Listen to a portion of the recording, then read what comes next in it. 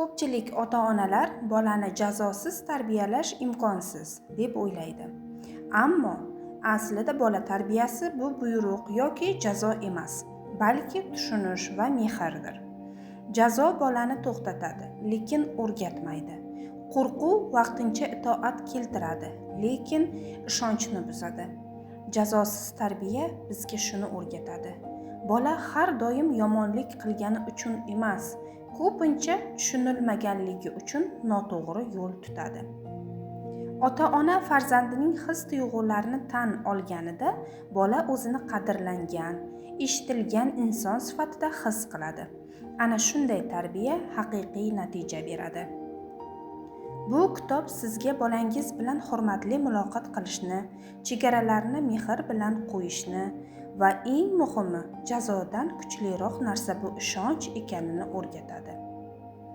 Bola yaxshi bo'lishi uchun jazoga emas, mehrga muhtoj. U sizni eshitganda, tushunilganda chin dildan o'zgaradi. Jazosiz tarbiya bu har bir mehrli ota-onaning yo'l xaritasidir.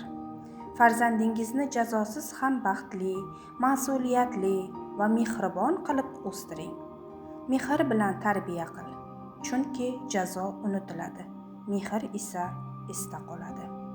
Jazosiz tarbiya bolani emas, butun oilani o'zgartiruvchi kitobdir. Qadrli kitobxon, ushbu asarni sizga o'qib chiqishingizni tavsiya qilib qolaman.